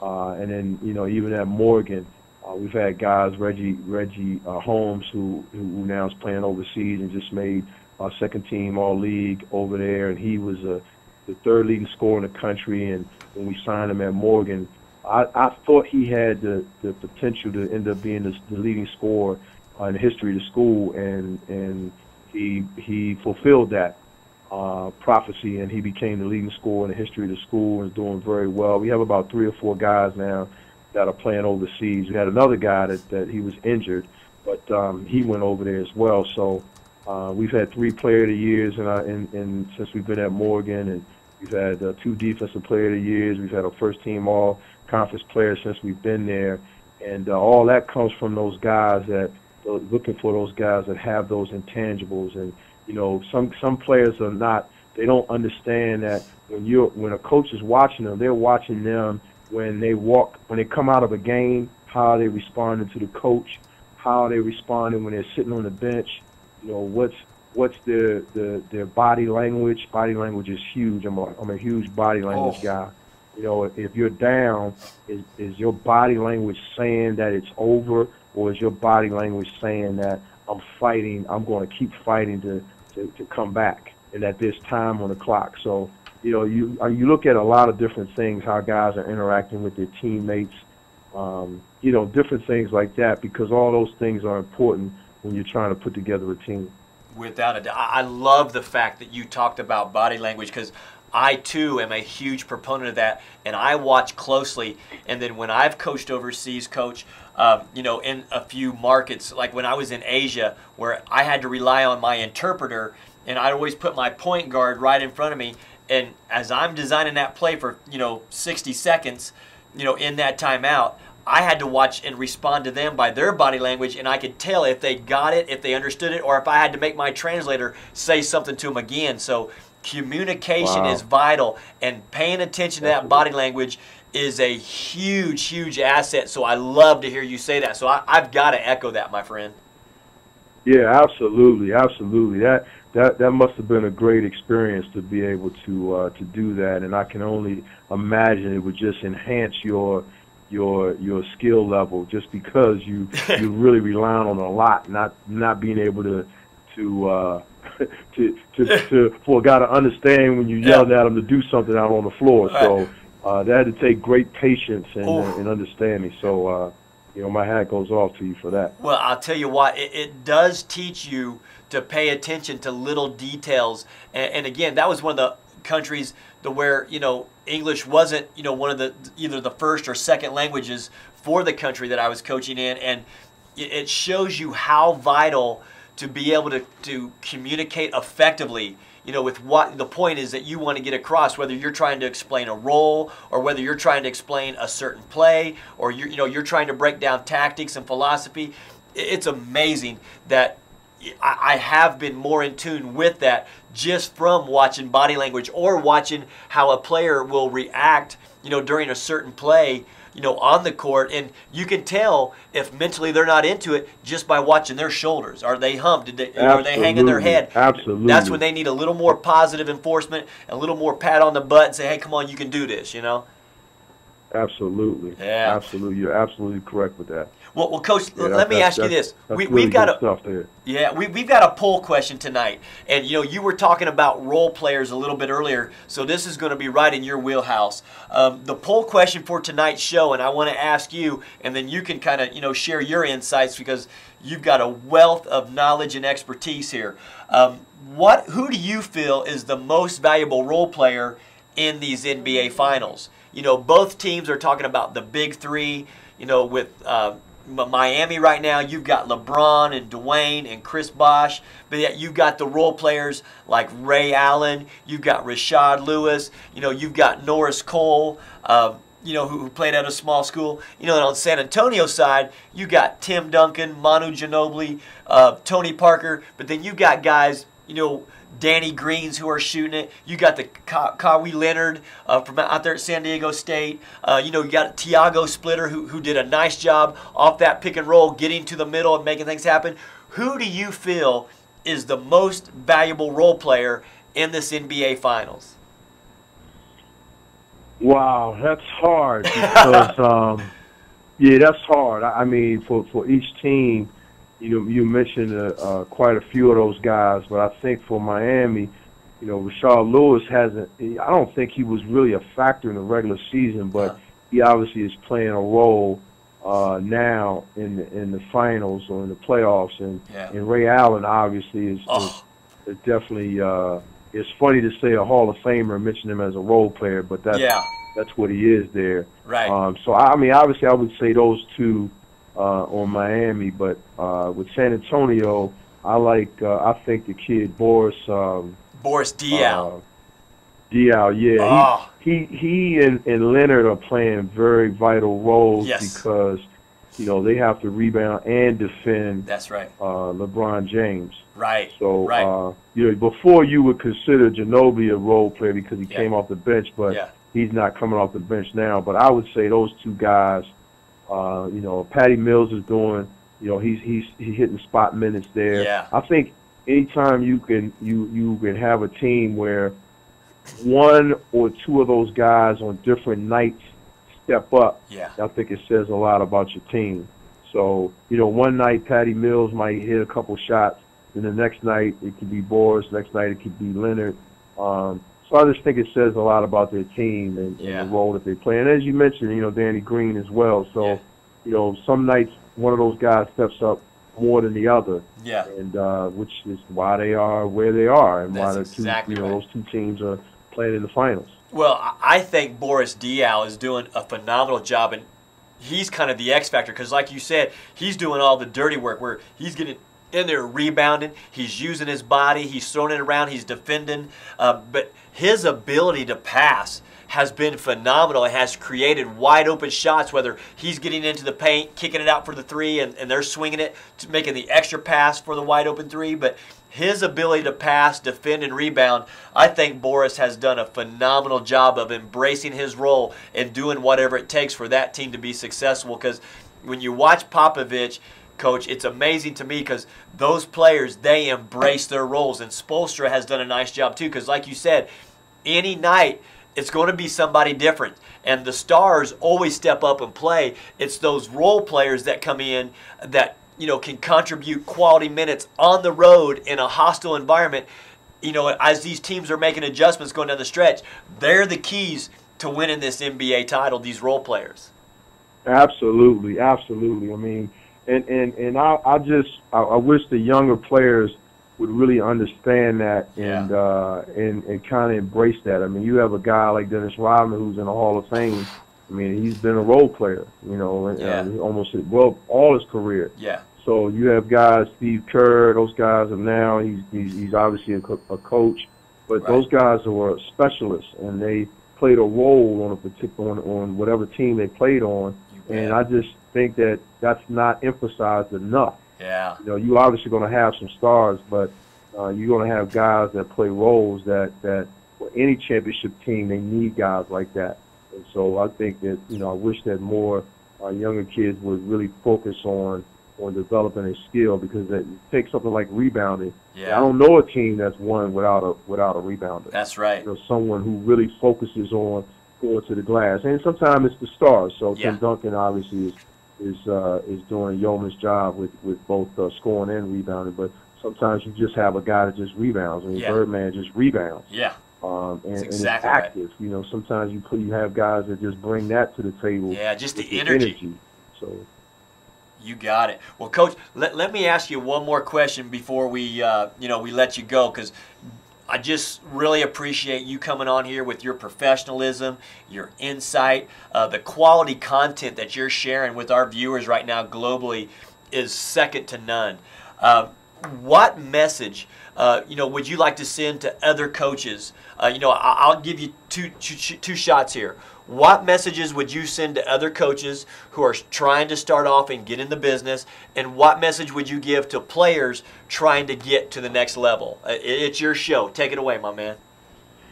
Well, let me start with the players first. The okay. Players, I always tell guys that, at every level, no matter where you are, the next level, the players are just bigger, stronger, and faster. Yeah. And Dave Bing, who is his family, is an uncle, he told my son one day, I said, Dave, if you could give him two things of advice, what would it be? He said, obviously, he touched on the academics, and then the second thing he said was embrace practice. Yeah.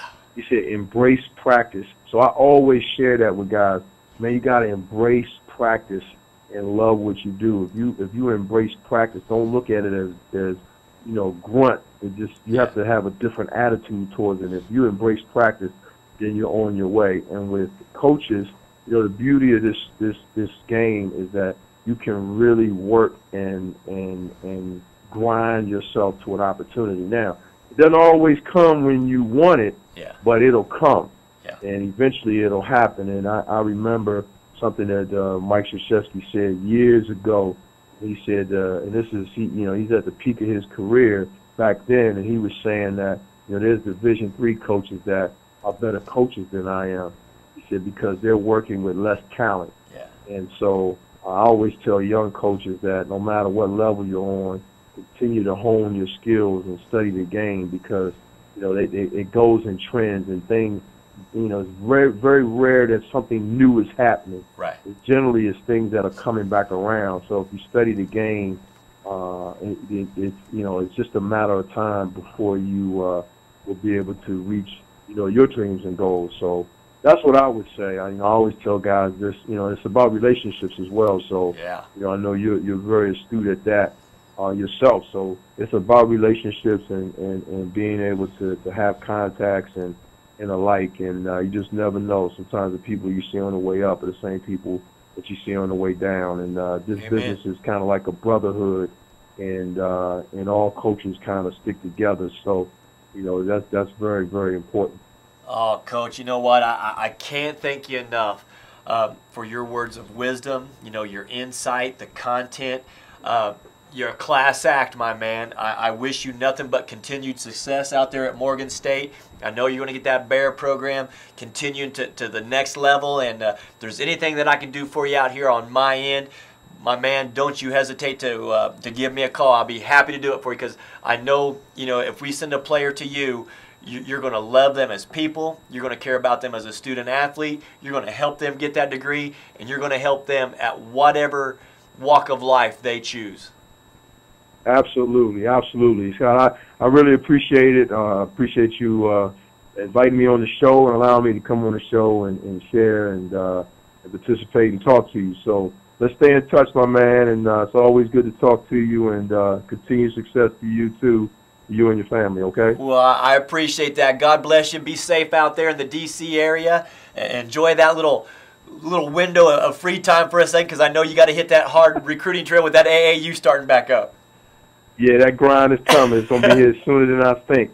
So, but I appreciate it. You take care, Scott. Okay. You bet, Coach. God bless you, and continued success. I know it's going to happen for you, buddy. Thank you. You too. God bless you as well. All right. Good night, my friend. Bye-bye. Good night. Bob, once again. Good stuff. Isn't it just amazing? I sit here and I listen to the things that these guys share, and Devin Green comes on here talking about being teammates with Kobe Bryant and being in the Miami franchise, being a part of the Spurs franchise. His wisdom that he passed on, and you know, Sunday Owda comes on here in his humble self, and you know, his next, you know, venture, you know, with his college basketball, and then Coach Todd Bozeman that has worked with great people and had great athletes, and you know, the nuggets that he just shared with both players and coaches alike is what this Coach Scott Fields show is all about. Yep. Oh, I love it. I love it. About that empower, educate, and grow, and these guys brought it tonight. Oh, every week it's everybody brings their A game. It's playoff time, baby. You got to bring it. That's right. Well, hey, let me share again. You know, if there's players out there who are watching, you know, I can be reached at CoachScottFields@gmail.com. I'm about ready to start a rigorous, you know, player development training program right here in the Salt Lake Valley. If you have an interest in that, and if you're wanting to take your skill set to the next level, we will personally fine-tune where you're at and get you to work in progression so that you meet your goals. Your goals may be just to make your high school team. Your goal may be to become a starter on your high school team.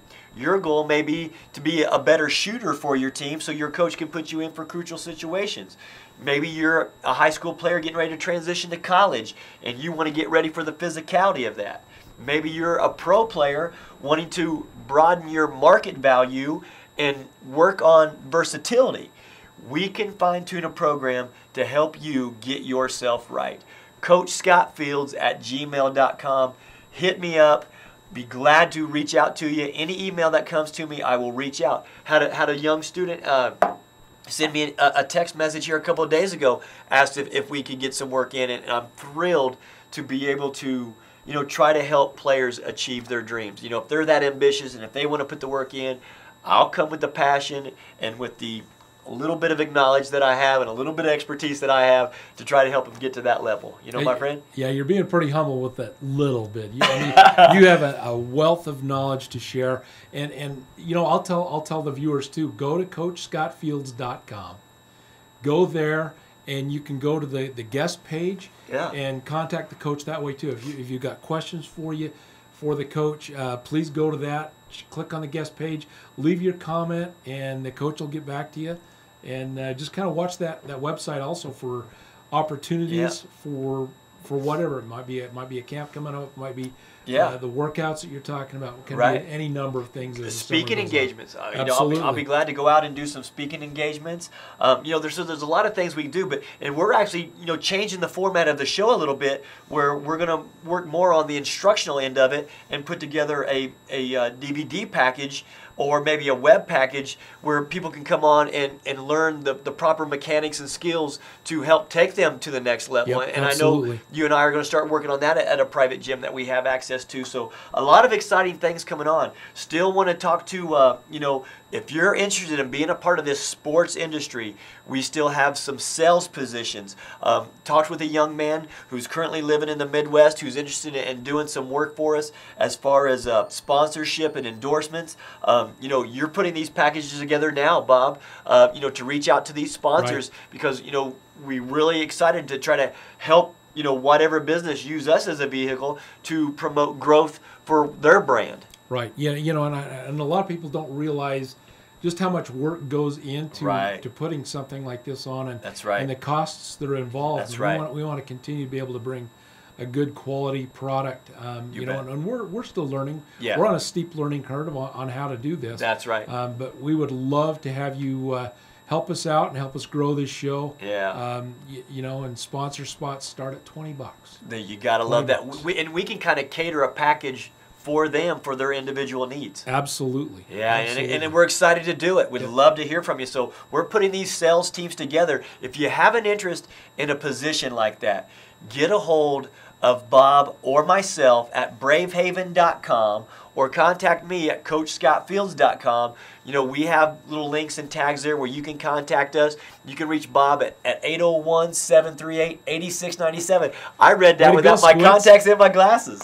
Let me put that educational look back on. You know, it reminded me of that movie, you know, now I can't even think of the movie. It was filmed here in Utah. Yeah. The baseball movie where one of the kids' the Pitcher Wild thing. Oh, okay, yeah. You know, God, I can't think of the name of it. I'm going to take grief for that. Let me get my educated look back on. I got a little scratch across my eyeball and it ulcerated. I'm looking like Bob Costas. It's all red, so that's why I came with the educated look today. And you held up a sign for me to ask, and I looked up there and I was like, I can't read that without my glasses on. So, boy, I tell you what, got to thank Bettner Vision once again out there in Colorado Springs for hooking me up with the optical, because I'm getting a little older, Bob, and just don't quite have the clarity that I used to have. And you know, my wife is starting to trombone it a little bit too now, so we're just at that age. You know, we got to accept it. Yep. I remember that age. That was a long time ago. Oh, come on now. You're still great. Hey, let's thank our sponsors again. Want to thank, you know, when Sunday Owda came on the show, I forgot to put in a plug for John Madsen with Team JMP. Yeah, absolutely. TeamJMP.com. Look him up. Physical strength and conditioning. TeamJMP.com. Give John Madsen a call. Again, Brave Haven Studios, who brings this to you live every Monday night right here out of Salt Lake City. BraveHaven.com. MetLife, Nick Fitzgerald, our friend, our buddy. Let him help you as your financial advisor as you're getting into them glory years of your life, the golden years. Have a plan and let him put that plan together for you. You can reach Nick at 801-999-3773. Salon Dante at 94 South and 7th East. Gentlemen, if you've got a loved one, a significant other right here in the Salt Lake Valley, make sure you get there in Sandy, Utah. Give Kim Fields a call at 801-572-8812. Let her help you with your beauty needs. I need to go work on my beauty myself. You know what I'm saying? I want to see a Brazilian blowout on you. And that would be something sexy right there, huh? I need to get a Brazilian blowout, and I know that any general manager would love to hire me. Oh, absolutely. I think that's what I've been doing wrong all this time. Maybe that's it. I need the Brazilian It's blowout. the new do for you. I got to do something with this because it's not pretty. I got the perfect face for radio, right? Oh, hey, we want to thank you for spending this Monday evening with us here, June 9th. We had another great show. I've already been in contact with our guests for next week. Be looking for that next week. And just know you can go on to CoachScottFields.com or even BraveHaven.com and see these video archives of past guests. Frank Layden, Thurl Bailey, Coach Keith Smart, Coach Terry Porter. After tonight's show, you'll have Coach Todd Bozeman. We've just had, some agents, Larry Fox, Bill Neff, Alan Stein, an unbelievable guru out there on the East Coast with StrongerTeam.com. My buddy with his company, Anthony Tolliver, with MyFaith.com. Got to promote that company because they're fantastic people. The brand that they're promoting is all about spirituality and faith. So MyFaith.com. Please give them a look out. Look at their sportswear. It's got a great meaning. I'm still wearing the wristband now. Their motto, in Jesus' name I play. I haven't taken it off since they've sent it to me. I've wore the gear, the dry fit material as I was out trying to run, get my 3 miles in, in this heat. And boy, I tell you what, it felt pretty comfortable jogging around that track as I was breathing hard, trying to keep myself in shape. Yeah, well, good for you. I'm glad somebody's trying to stay in shape. Just trying to keep it right, my friend. Trying to keep it right. Again, interesting to hear, about, some of the comments for our poll question. And I thought Coach Todd Bozeman did a nice job sounding off on that. And again, we want to thank our new viewers who have come along, and we've had some positive stuff. But again, when you're seeing these links on Instagram or LinkedIn or Facebook, I know Bob has a little slogan: we like your likes, but we love your shares. Take that tag, hit that share button. Introduce your family and friends and people that you care about. If you believe in what our content is and the messages that we send, please share that content, with your friends. And again, we're awful eager and excited to work with new sponsors and to work on some endorsement deals nationally, locally, and internationally, Bob. Right. Yeah. And week after week, the show continues to grow little bit by little bit. Yeah. And we're grateful for that. We're grateful for those of you who have tuned in faithfully from the beginning. Oh, our hearts thank you. And thanks for staying through all the little errors and technical glitches and all those things. But we appreciate that. And 100%. Share it with your friends and let's help build this show. Oh, you bet. We're having so much fun. It's definitely a labor of love, and allow us to work for you and with you to market and promote your brand right here on the Coach Scott Field Show. I want to thank you for taking time from your schedule. I know it's been long. We're going to continue to condense this show. It's getting into the summer months. It's warm. You want to get outside. The format there for a while, we were a mini Dan Patrick show for a little bit, going 2.5, 3 hours. We're condensing it, consolidating it. I'm working hard at it. I've got the gift of gab, and I just keep on talking, but sometimes we get these guests on here. I just got to get more out of them, Bob. Well, got to get more out of them. And 20 minutes ago, I looked at the clock and started to chuckle. Because of what you said before. So. Well, I had a goal, viewers, to try to get this thing done by 9, and now I'm getting long-winded, and here it is 20 after 9. Thank you so much for your loyalty, your love, and your support of the Coach Scott Field Show. I'm going to sign off now. I wish you the best. God bless, and we'll see you next Monday night, 7:30, right here from Brave Haven Studios, the Coach Scott Field Show. We love you. Thank you.